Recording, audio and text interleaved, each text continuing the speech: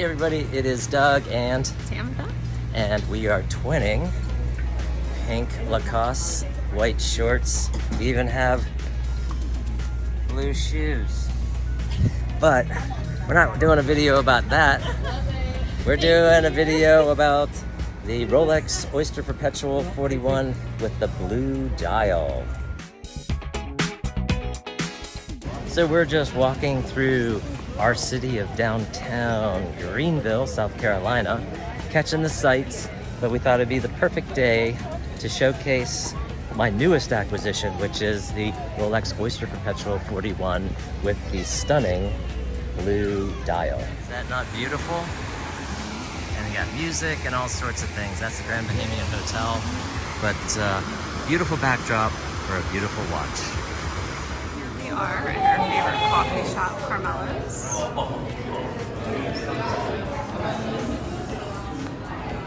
Coffee and watches. So it's been about a month or so since I got this, and you may be wondering, hey, how do I like it? I've been very, very lucky in that I've got a lot of Rolexes. I have a Daytona, which is what most people want.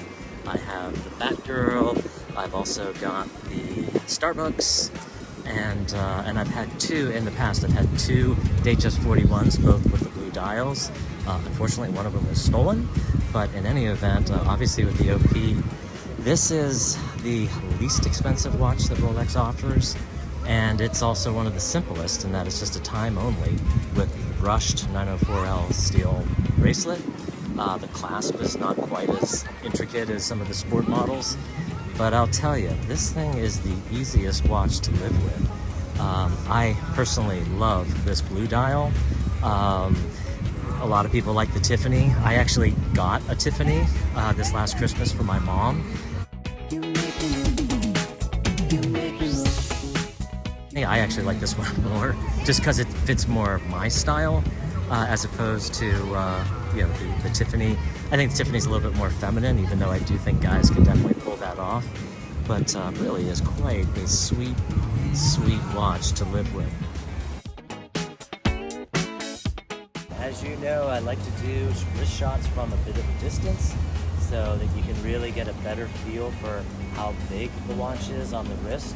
Once again, I am 7 1/4 inches or 184 millimeters, but here it is, just on the wrist. So let's check out the details of this watch. The beauty is in the simplicity of this. The way that they have the batons, it makes it so legible with the 3, 6, and 9 as double. Of course, the crown up at the top, and I do have a loom shot that I'll show you.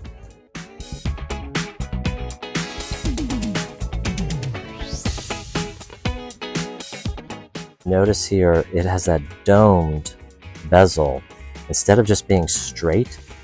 So I had a Datejust 41 with the stainless steel bezel. I also had one that was fluted, but the one that I had that was just the stainless steel, it was flat, and I really do like this domed bezel so much more. I think it looks so much nicer.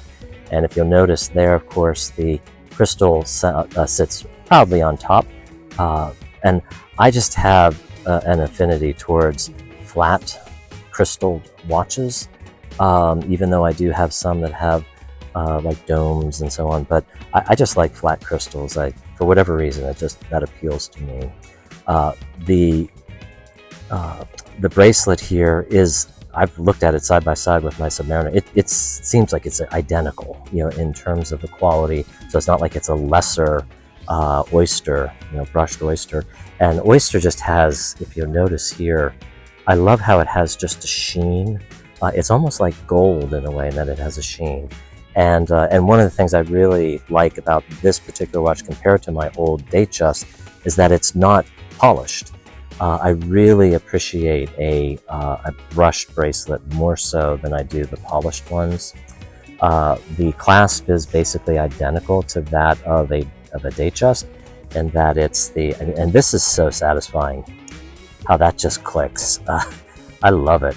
So much, and of course it's easier than the flip lock, which has that other piece. And while that is, yes, more secure, this is actually more satisfying to me. Love it. And of course on the underside, this does have, kind of like the GMT and the Daytona, it does have the Easy Link, so 5mm extension, which you can utilize. And so that's very nice, but really very, very nice. Oh, other things that are extremely, I just thought were so beautiful to me. Do you see how long that second hand is? How it goes way out, and then even the minute hand, they extend out so far, as does the hour. I mean, all of the hands go way out, and I just love that. So here we are in 2024. More specifically, it is the September 2nd. And the main question is, how long did it take to get this from when I first inquired? I inquired in late May, and I got it in about mid-July. So it took about a month and a half. So both Tamitha and I are wearing no date watches. So she's wearing the Santos Medium, and of course here's the OP. We love the simplicity. Thanks everybody for joining us on our afternoon in Greenville with the Rolex Oyster Perpetual 41. We hope you're all doing well. Bye-bye. Bye.